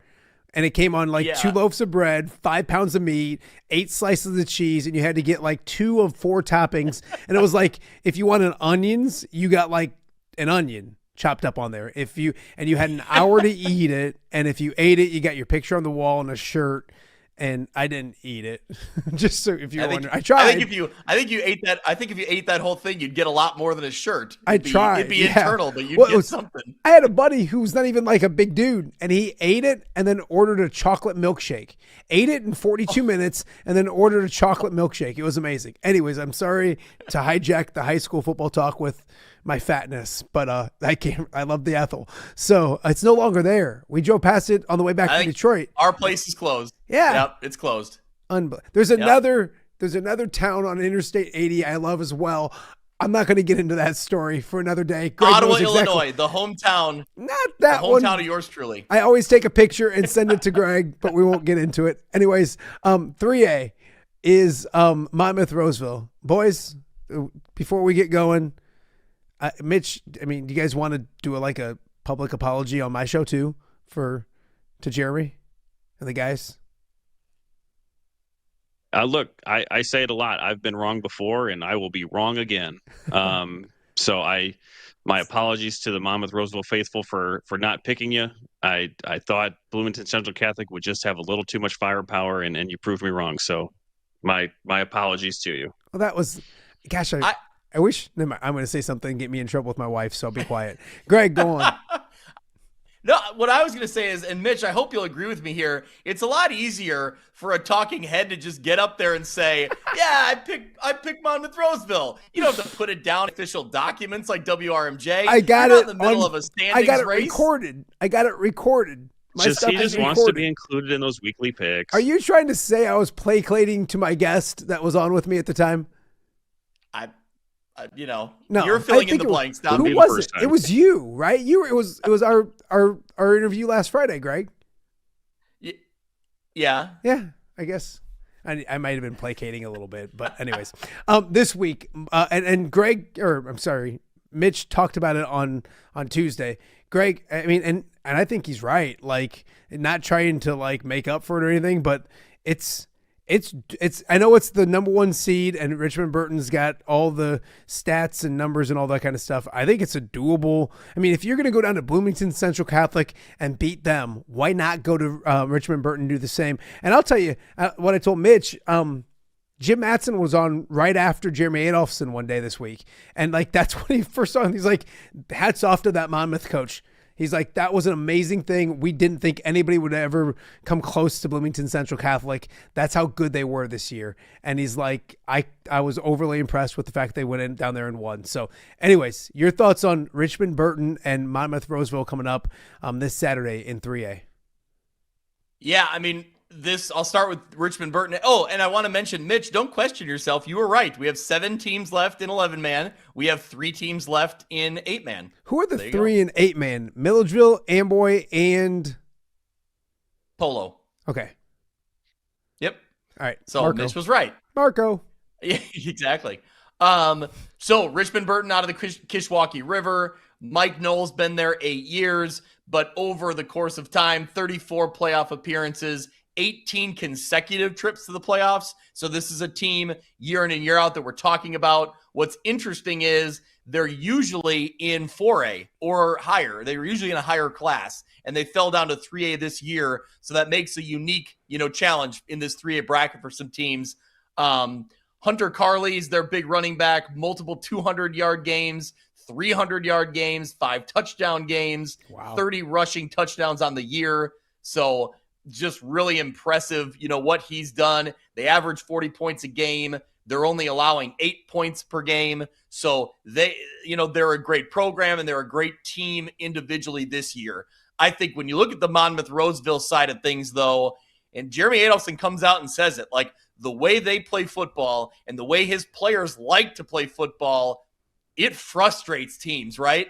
When they're kind of grinding you down and they think they got you stopped and you pull out 2 more yards, you keep the chains moving, you keep the ball in your possession. So I think they frustrate a lot of teams. They frustrated Bloomington Central Catholic. And I think on top of all that, after that win, they're riding all kinds of momentum now. I think they feel confident. They feel like they can play with anybody. That's a dangerous recipe, right? Like, so I would agree with Mitch. What Mitch has been saying, that maybe Richmond Burton hasn't been pushed in this playoffs quite yet. They're going to be pushed against Monmouth Roseville early and throughout that game. I have no doubt about that. So that's where you think, like, if you consider Richmond Burton the favorite, that's where the upset comes in my mind, very clearly, because of how Monmouth Roseville wants to play football, how they want to beat you. Greg brings up a great point. I think yes, it's frustrating, but we talked about Bloomington Central's firepower, and it's hard to score touchdowns when you're sitting on the sidelines. Same thing with the running back you just mentioned. It's hard to go for 300 yards when you're not in possession of the football. Mitch, what are the keys to this game? We talked about it a little bit earlier this week, but you really do think Monmouth Roseville can go on the road and make it to a state semifinal, don't you? Yeah, I do. And I stand by, what I said on Tuesday, and just kind of echoing what Greg said. They're a team that will make you uncomfortable. They are built that way. both in their physical size and strength and just their style of play. So I am looking back at Richmond Burton's schedule and wondering if I was too harsh. And I don't think I was on their resume. Again, they did what good teams do to lower competition. I mean, they 40-pointed mostly every opponent that they played. They beat Coal City, and Coal City's a 4A quarterfinalist. That's a very impressive win. But these last 2 weeks, they have not played very good competition. They just haven't. Where I think Monmouth, coming off of that Bloomington Central Catholic game, they are, as Greg said, riding that momentum. I think they are fired up, excited to play this game. And it's, Mike Knoll is a legendary coach. He's, I think, 7th all time, and I should say wins. I mean, he had a legendary career even before he got to Richmond Burton. But if they want to win defensively, stop number 6, stop Hunter Carley. Everything runs through him, and just kind of the same model as Geneseo, right? Get your chunk plays, control the clock, and use the advantages that I think you'll have on the offense and defensive lines to control this game. So I absolutely believe that Monmouth Roseville has a chance to win this game and get to the 3A semifinals. You know who else is a legendary head coach? Jeremy Adolphson. That's who's a legendary head coach as well. So take that. No, I think it's going to be a fantastic. And I'll say this, of the 3 games that we're going to talk about, I think Monmouth Roseville has the best chance of winning. I'm not saying the other ones don't, but I think Monmouth Roseville might have the best chance of winning if you kind of ranked them. Speaking of which, we've had Tony Grip on a lot, and not that we don't love him, and we do, but we wanted to mix it up. So yesterday we had one of their offensive linemen and defensive linemen on the show, Carson Germains, and he was great. And they just talking to him about running the football, he just smiled. I mean, they love to, and that's what you have to have, not just big dudes up front, but guys that just love to do that. It was fun to listen to him talk about running the football. And they obviously have the biggest challenge, maybe of anybody, when we talk about these 3, because Lena Winslow is a school, that everybody around the state knows all about, a program that everybody knows about. Is the game's in Wethersfield, or is it up at Lena Winslow? Or Kewanee? You're muted. Greg, you're muted. Kewanee. It's in Kewanee. Okay, it was in Kewanee. Greg, are you muted? I think he was cursing. What did you do? Mitch, see, this is why we can't have nice things. Yep. I'll look at him now. He's looking all over. Close out and come back in. See if that works. This is good. This is good television. The people at home are like, "This is why I'm a Mitch guy." Like somebody's at home watching this, going, "This is why I got my I'm a Mitch guy shirt on right now." They had Greg on mute anyway, so they don't know the difference right now. If he could just open his window, I'm sure we could probably still hear him and get the interview done. No, we talked a little bit about it, but Annawan-Wethersfield and Lena Winslow, your thoughts just overall on that game coming up?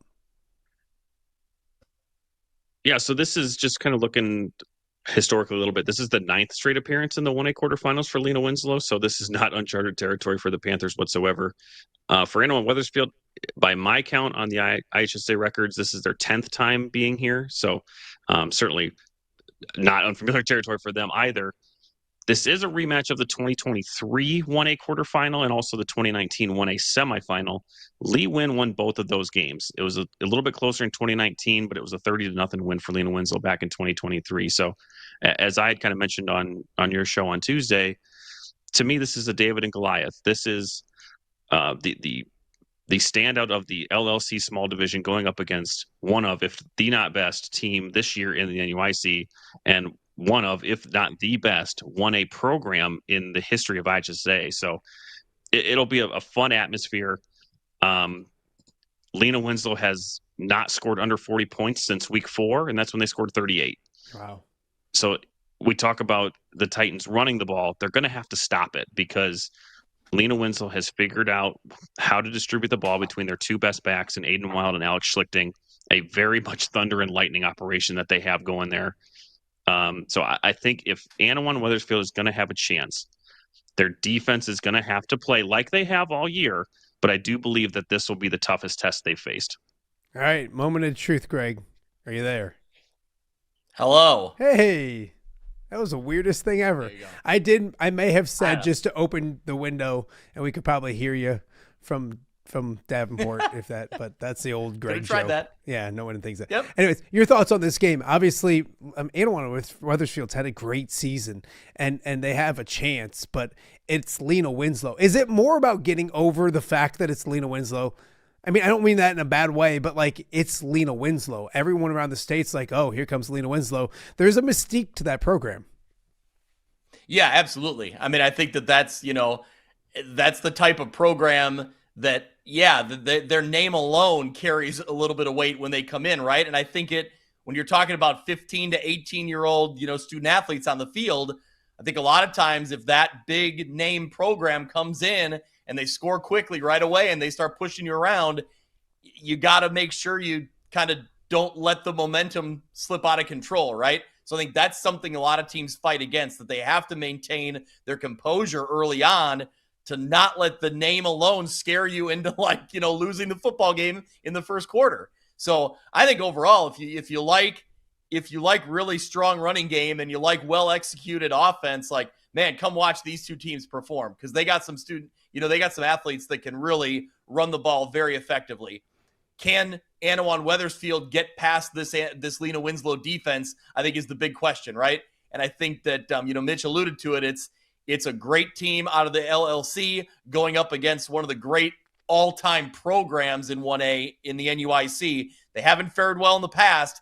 Can they do something this time around to change it? I think this is a great Annawan-Wethersfield team, but man, they haven't been able to find that success against this Lena Winslow program. So we'll see.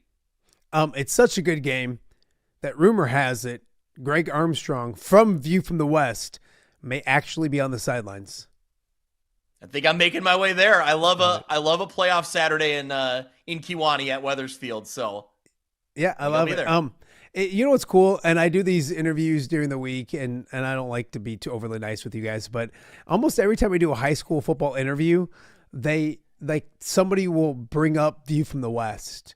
And they'll be like, well, we heard on the View from the West. Like, it was just the Carson from Annawan-Wethersfield was like, yeah, the guys from View from the West said blah, blah, blah, blah, blah, whatever. And I'm just like, I think it's cool when people are quoting the show and kind of seeing the niche that the View from the West has when it comes to high school football in Illinois. Real quick, we have people from out of the area that quote the show too. They just think we're stupid. So out of the area or in the area? Out of the area. They don't like our taste because we don't like, because we apparently don't believe in their team or don't talk well enough about their teams. Ooh, so who? Yeah. It's the same old thing. Like, the podcast is literally called View from the West. So we have the best knowledge of our teams on the West. So clearly we're going to favor them a little bit, but people don't like it when we don't give enough credit to teams elsewhere. So it's you fun. know what I say to them? Well, I can't say that out loud, but anyways, 8-man. Is it Amboy and Milledgeville? We got to talk about this. I love Milledgeville. I love the Missiles almost as much. I wish the Missiles loved me as much as I love Greg Armstrong, because that was a thing back in the days at WQAD. Greg, the Missiles and Greg would always get like a team or two every year that kind of became like his team he liked to go cover, and Milledgeville was one of them. Obviously it's two powerhouses in 8-man.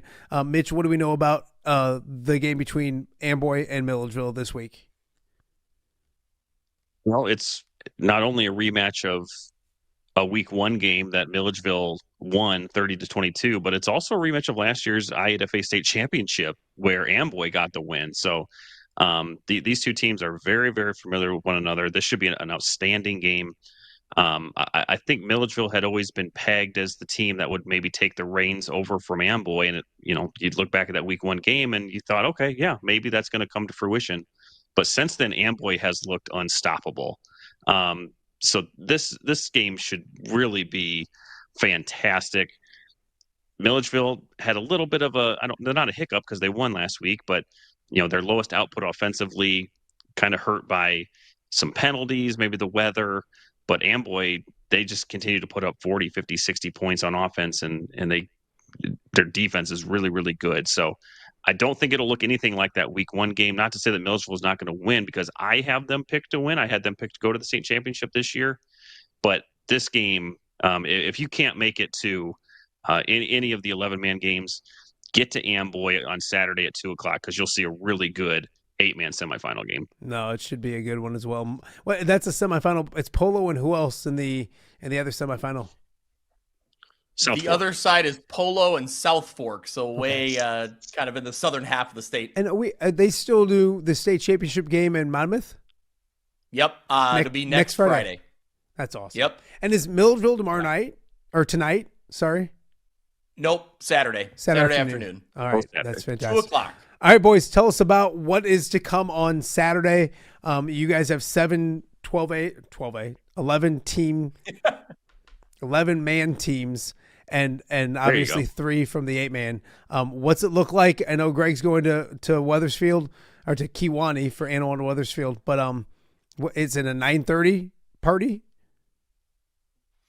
Yeah, it'll be 9:30 kickoff for the Instant Reacts Live quarterfinal edition. So usually Mitch, myself, Kyle Kampmeyer from NUIC Football, maybe Ty Taylor, but he's kind of out of he's kind of into basketball mode already. Right here. So I'm not sure we'll get him in. We'll have to see. But maybe Mitch, this is kind of calling it on the fly, but maybe Tanner Wilhelm from the Big Northern Conference, if he ends up finding his way to Byron IC Catholic. So, and I might hop on too this time. I promise. Okay, there you go. You always say that, but it never really happens. It happened one time. You know one time. Just planning ahead. Let's leave a slot open for Jeremy Adelson and Monmouth Roseville. How about that? I like that. Absolutely. I like that. Yep. Last week the game was in Iowa City and I was there. It was funny. I had a buddy of mine, Jamie Smith, was like, he texted me because he was an assistant coach at over at Monmouth Roseville, and he's like, "Hey, we're coming home and we're gonna get a escort into town, like with fire trucks or whatever, or the police into town. It'll be great video for the podcast." I'm like, "I'm at Kinnick Stadium," and he's like, "All right, well, I'll let you know when we're getting closer." I'm like, "I'm at Kinnick Stadium. I'm thrilled that you guys won, but I'm not leaving Kinnick Stadium for the welcome home." So, but this week I'm up in Iowa City for the pregame show, but I'm done by 1:30. I'll be home watching the game by 12:30 or 2:30. So I'll be roaming around. I'll be able to. Not on the charter flight to LA. You know what? It's amazing. It's like they give Anger 2 seats and they won't even let me on. It's crazy. You know, it's supposed to be like, it's supposed to rain 2 inches in California this weekend. It's supposed to be crazy. So maybe that helps Iowa. Who knows? All that good stuff. So, well, boys, I've appreciated this. We'll do it again next week, probably one more time. And then maybe early in Thanksgiving week to preview a few things as well. But enjoy your Saturdays of high school football. And it's funny because you mentioned Ty kind of getting more into the basketball side of things. Coming up after the break, we're going to talk a little basketball as well. The Western Big Six Coaches Banquet is Sunday night. I love it. I'm super thrilled about it. I love those guys and the banquet itself. Guys, here's my problem. The Lions and Eagles play Sunday night. I don't want to be at the banquet. So it's going to be weird when I get up and like, "Good evening. Here's Andy Saey. Here's Sean Taylor." But anyways, we're going to talk with them. Sean Taylor and Andy Saey will join us right after the break. We're watching OTA on a Friday right here in the Quad Cities. Give me the keys. Learning to drive can be stressful for both the student and, yes, the parent as well. Relax. There's an easy way to avoid the stress. Skiles Driving School in East Moline has been helping new drivers hit the road with confidence for over 20 years. Whether you're a teen earning your first license or an adult looking for behind-the-wheel training, we've got you covered. Their certified instructors are patient, experienced, and use modern vehicles equipped for safety and comfort. From classroom instruction to real-world driving, we make learning safe, affordable, and even fun. Call 309-278-0098 or visit skylesdriving.com. Skiles Driving School. Get in, buckle up, drive your future forward.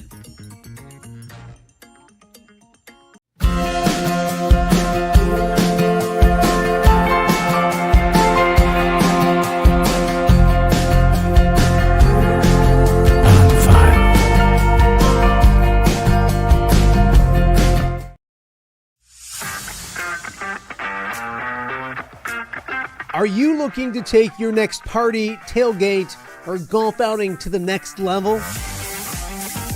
You need Mobile Party Experience. MPX features 3 top-of-the-line party trailers equipped with all the amenities you need to party like a rock star. Smart TVs, Yeti coolers, JBL sound systems, grills, bathrooms, and much more. Mobile Party Experience is an experience like no other. Check out my-mpx.com or call 563-514-1470 and book your Mobile Party Experience today.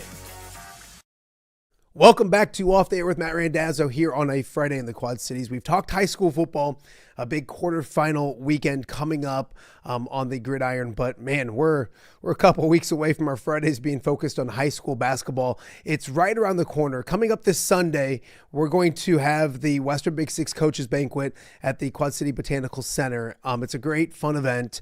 All the coaches will be there. They let my goofy self MC the event, and I figured we need to promote it a little more, talk a little hoops, so I figured I'd find 2 more goofballs to talk a little high school football or basketball with. Andy Saey from United Township and Sean Taylor from Moline joining me right now.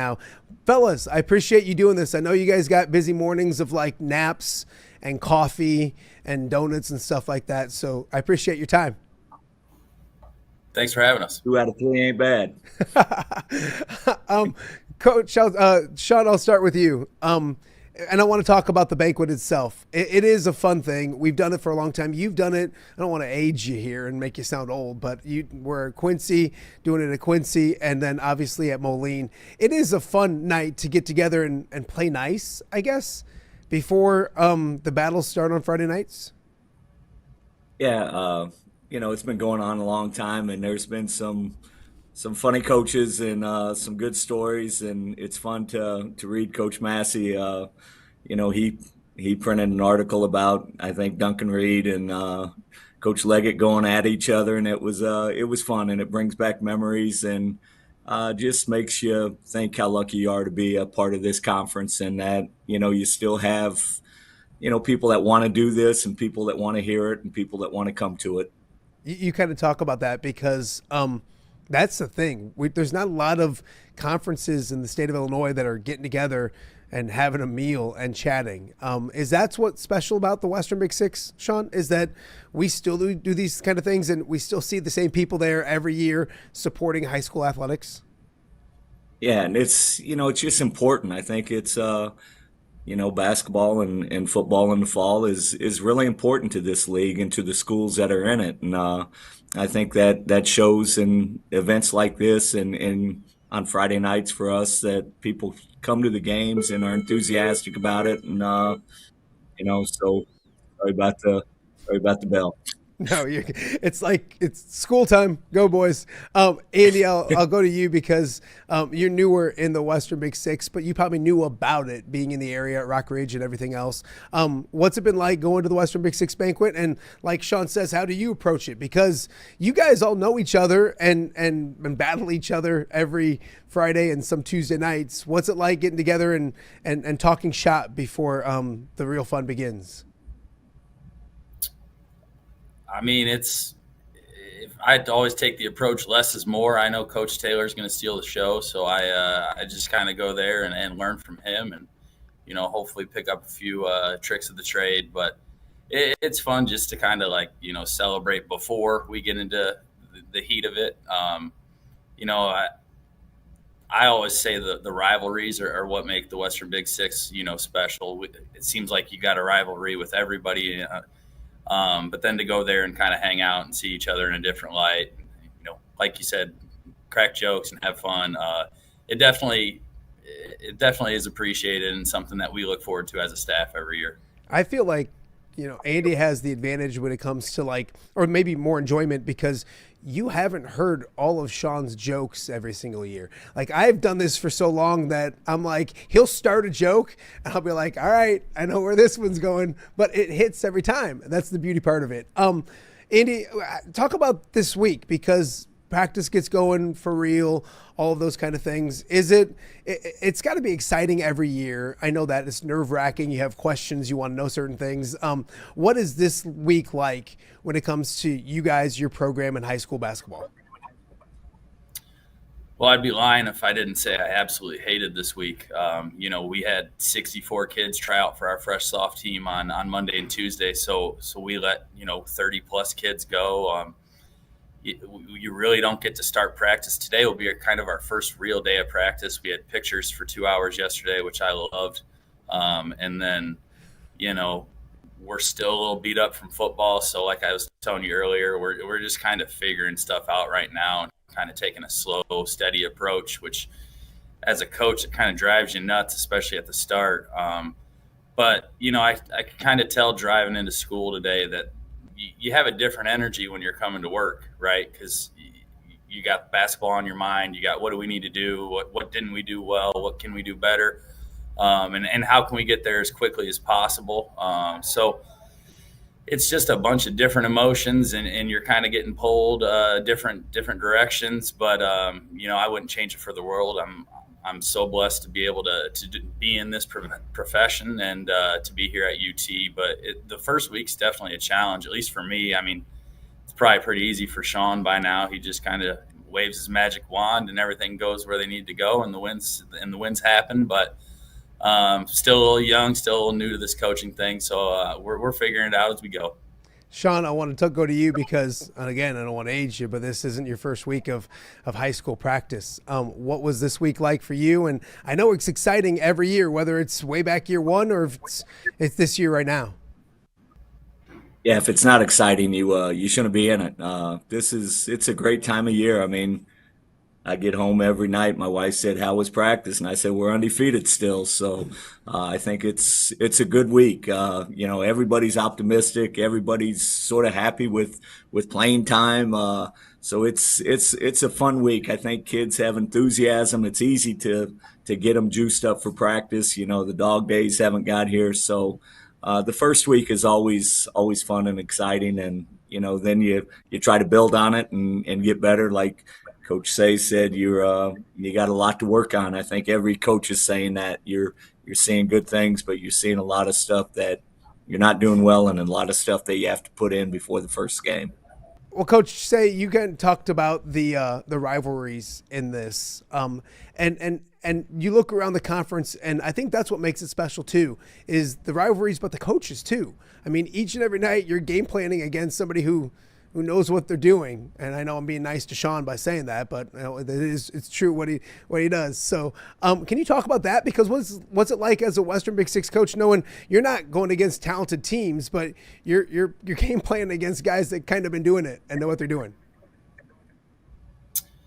Well, I mean, you said it. That's a heck of a part of this job. And then you talk about not just conference games, but then you're probably running into each other in regionals too. So, the first year I had this job, I swear Toby and I were kind of in our heads, thinking, what's Sean going to do? He's probably going to do this. So I think we overthought that game tremendously. It's tough because you know each other so well and the players know each other so well. I think, we have 3 guys that played mid-pro last year, and they had kids from Galesburg, they got kids from Rocky, you know what I mean? So there's just the connections run deep there. And then, you see a guy, we played against Sean at Rock Ridge, so there's some familiarity there. I wouldn't call, Sean and I a rivalry because he's been kicking my butt for the last 10 years. So we're working on that. We'll, when he got his, 1500th win or whatever it was, I was like trying to count up how many of those were against me. So, but no, it's fun. It's something I don't take to heart too much because I just like this and being able to impact basketball and these can having like, even though we go against each other, I've got nothing but respect for Coach, and I appreciate everything he's done for me, especially when I was a young coach and asking him for help. So it's something that I kind of cherish more than I see it as a rivalry. Coach, you look at it too, and you've coached against a lot of coaches. You started talking about those older timers and the old banquets, and you've kind of gone through the years. Can you talk about some of the maybe young blood when it comes to coaching in the Western Big Six and the newness and things that maybe some of these young guys happen to do? Again, not that you're old, Coach. I'm not calling you old. I'm calling you seasoned, if that's the nice way of putting it. Season's a great thing, and you know, I wouldn't exactly call Coach Saey young anymore. I mean, he's taken teams to the Final Four back-to-back years, and, you know, he's had so much success, you know, and he and Toby built that Rock Ridge program into one of the state's best. And so, you know, he does a great job. And, you know, then you see new coaches come, and, you know, it's sort of back to the future. You know, you got Coach Thiel at Galesburg is playing on a court named after him. And so, you know, you see the history, and, you know, then, you know, you get Coach Polite, was at UT and Rock Island. So he's, you know, all those games are important to him. And, you know, I think Moline is a rival for both of them. And so it's great in that sense. You know, I like to see all of them, and they're getting better, and Coach is doing a great job there. And I think, you know, that's one great thing about this league. I think the original Western Big Six, every school has gotten a trophy at state, and so there's great tradition. And I'm not sure you can name another league in the state where every school has gotten a state trophy, and that goes to show you the coaches obviously great programs, but great players. I mean, that's where it starts. There's so many good players in this league, and, you know, going back to when it was started, and I think that makes this league special. Guys, I want to talk to you each quickly about your teams and I'm going to do previews later. I'm going to bug you again. We're going to have to do this again and talk longer. But Coach Saey, I know you return a lot of talent when it comes to, I think, 4 to 5 starters. What do you like about your team? I know there's health. We're early in November, so I don't want to put cart ahead of the horse. But what do you like about your team this year as you guys get ready to get rolling here in a few weeks? Well, I think we have a lot of guys that I feel confident not only can play minutes, but deserve to be playing minutes. You know, we returned 13 of our 15 guys from last year. Our core group of seniors, they all played varsity as sophomores. So kind of this is what we've been building towards in terms of, you know, culture and all those fun coach words. But we've got a great junior class too that I really like. We finally have a little bit of size at UT. And then we've got some sophomore guys that I really like. But just the overall approach that we're taking to being competitive, to getting better at the end of each and every day. And, you know, I know potential is there and expectations are there in terms of, you know, being competitive on a nightly basis. But I think they're doing a good job of prioritizing the things that we need to not get ahead of ourselves and to win each and every day so that we are playing our best basketball towards the end of the season. But ultimately, we've got a bunch of high character guys that are great in the classroom, they're great in the community, and they're competitive as heck, and they're fun to be around at practice. Coach Taylor, I know you like your group, and it's different puzzle every year. Kind of talk about the Moline puzzle. Don't give too much away, all that kind of stuff. But what have you seen from your guys during the off season, and then obviously this first week of practice? Well, I love our guys. I think they're hungry. I think they've seen some success before them, and they want to go get that. And I think that's one thing that they love basketball. They love playing. They love working together. And I think that's a recipe for success. I just think, you know, the expectations aren't probably what they are as they are at UT, but we got guys that want to compete and want to win on Friday nights. And it's been fun. I think, you know, just watching them develop in the summer, and then this first week of practice, we got a bunch of guys that have gotten better, and they're ready for a new challenge. So what I really like about UT and Moline right now is usually successful programs, not just basketball, but you look at both of the schools you guys have right now, and the other sports at your schools are doing well. And I think it starts with the administration and from the top and it kind of trickles down. You guys got two knuckleheads as ADs when it comes to Scott Harding and Todd Thompson, and they've taken over my show. They literally took it over and they started using it as their own gambling field to wager on games. So the football game had a wager. So Scott Harding is going to have to put Moline gear on and work the concession stand at Moline, which I don't know how Todd even was thinking that's a bad thing, because he just probably went and grabbed one of his Moline shirts to go do it. But they're going to do the same for basketball as well. Does that put extra pressure on you guys? And then on a serious note, it is cool to see your administration kind of support, back, have fun with, put a spotlight on high school sports and the rivalry that is UT and Moline. Sean, I guess I'll start with you. Harding being in your concession stand ain't nothing new, is it? No, I think he still has a key.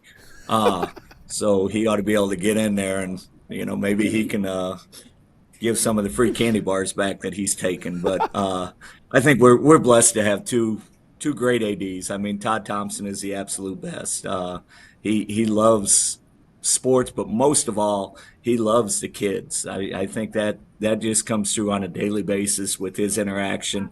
He's all for the kids and pushes for what's best for them. And I know Scott does the same thing and feels the same way. So I think we are blessed, Andy and I, to work for guys that care about kids and want what's best for certainly the basketball program, but for all the programs throughout the school.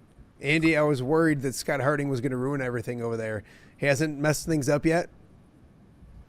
No, he's doing a great job. I mean, he coached at a high level, right? Like he's probably won more championships than Sean and I combined. So, just talking about what he brings from an experience perspective and a knowledge and having been there and done that.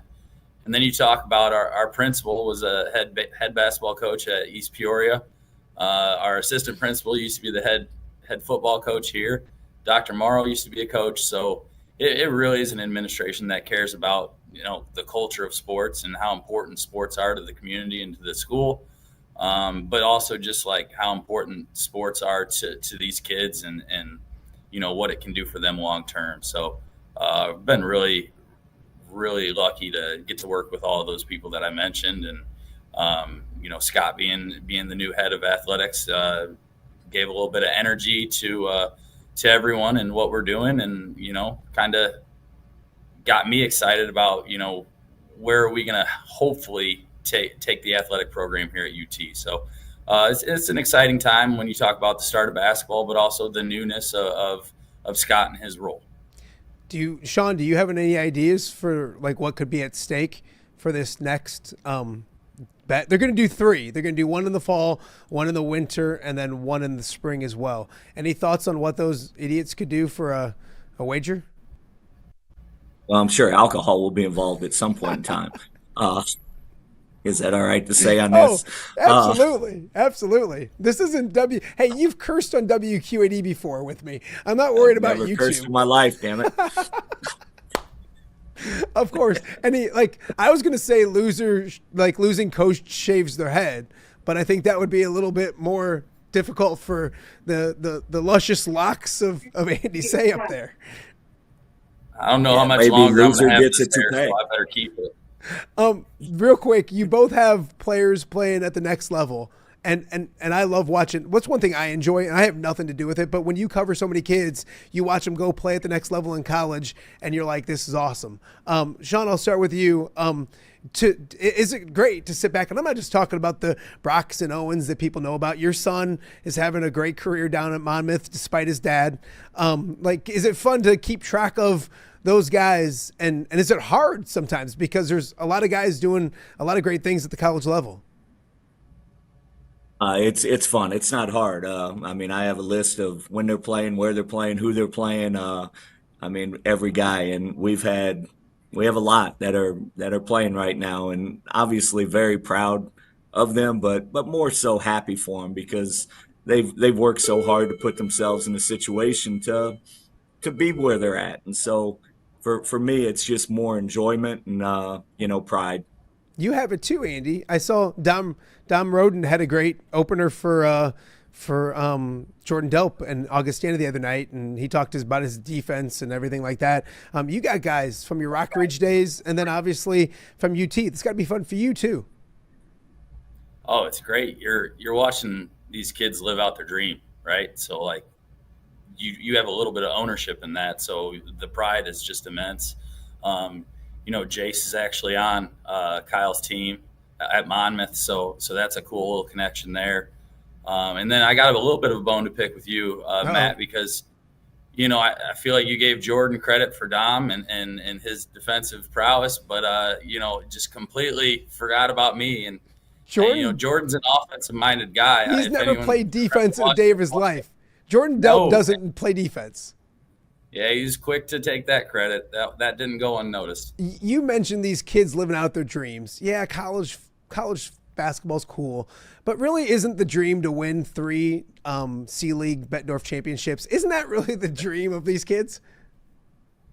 Well, when it comes to that, I try to stay humble. I let you brag about that since you scored most of the points for us. I did all the bullshitting with the administration or the referees is what I did. Okay, last but not least, I know you guys got work to do. When it comes to the banquet, at any point I can grab anything you guys say and use it on my show nonstop. So this show, and weird that people watch it, guys. I have no clear, but like thousands of people watch it every day, which is weird. And every single show starts with Andy Saey making fun of me. So be careful, because you never know. I really can't put what Sean Taylor says on my show, because usually it's inappropriate, but you never know, Andy. Did you ever think when you said that goofy thing would be leading off my dumb show every single day? No, but it's tough to see myself so many times when it's getting in the way of me having to watch your show, because it's, the more I have to watch myself talk or hear myself talk, the less I like it. Sean, real quick, last one, just talk about the banquet again. Encourage people to come out if they're interested in high school basketball this weekend. Well, first of all, I didn't know do you have a show? No, we're just hanging out. Don't worry about it. Nobody's going to see this. You can tell us what you really think about the other coaches. Come on. Hey, this banquet's always fun. It's fun, obviously, to get up and talk about your team, but it's more fun to see the coaches and to see the people that come year after year. I think, again, that's one thing that's special about this is the people. And, one thing that's sad is the people that, come every year and then they aren't here anymore.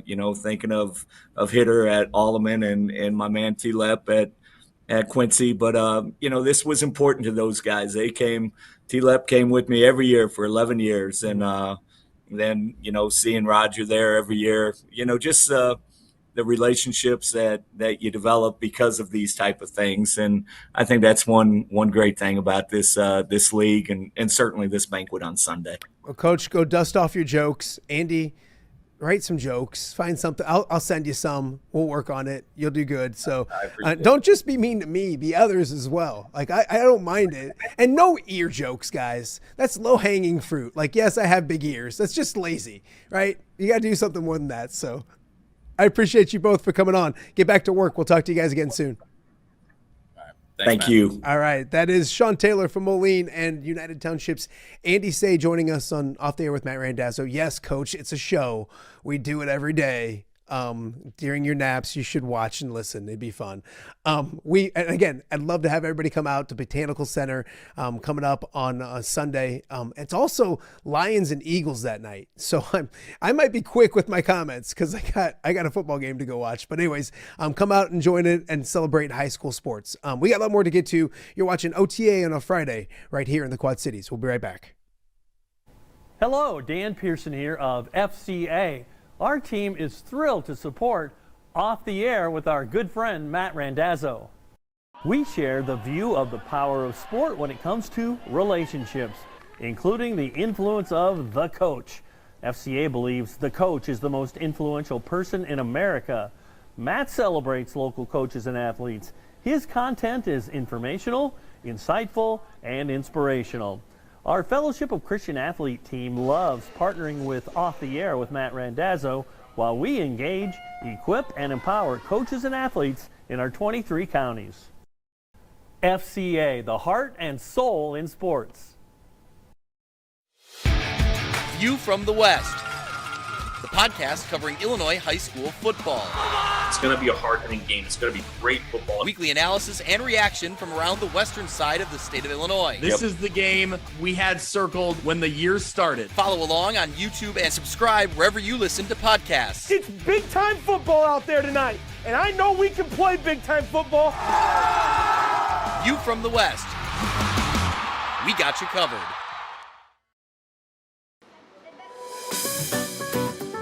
Are you looking for the Quad City's best chips and salsa? There's only one dude to turn to. Right on. Snoop. Hand-cut chips, fried fresh with that crunch you've come to love. And the most addicting salsa with delicious fresh ingredients each and every time. Pick up your chips and salsa, queso, enchiladas, and much more at the Stern Center in Rock Island. To place your order, simply call the man himself. It's Snoop at 309-314-8197 and find out for yourself what the rest of the Quad Cities already loves.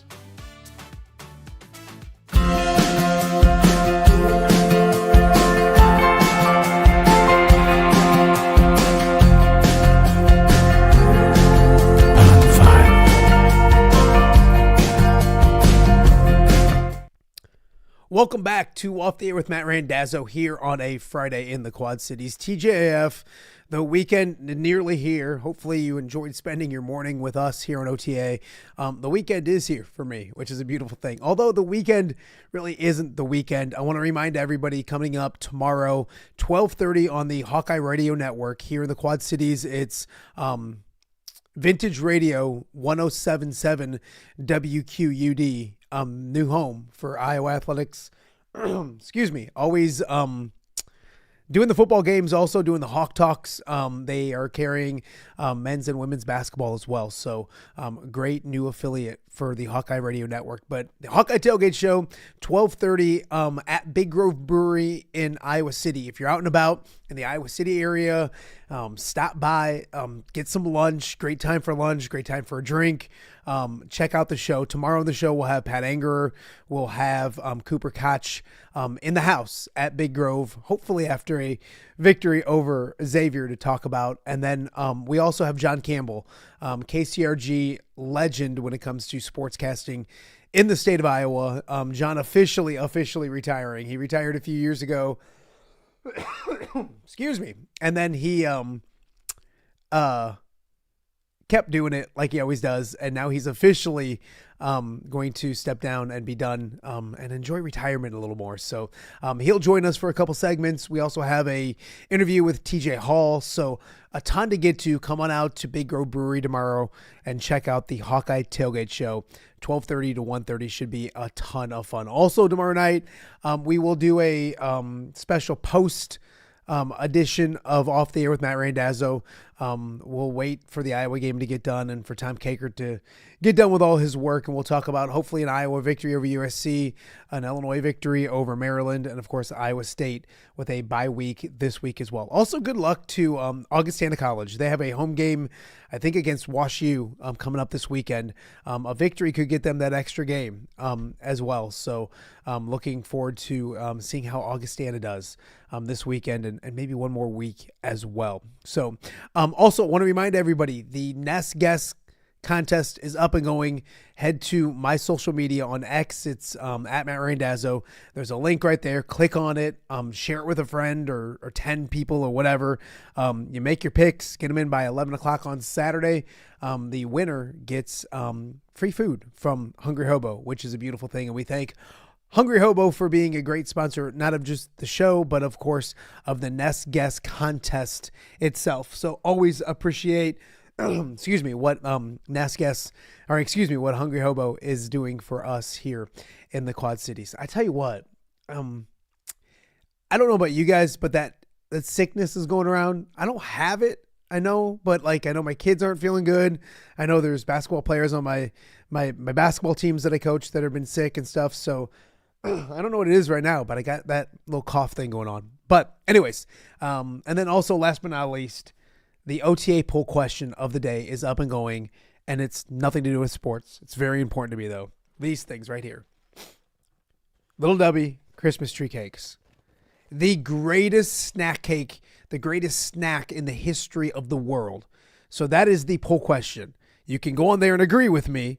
These are the best Little Debbie snack cakes in the world.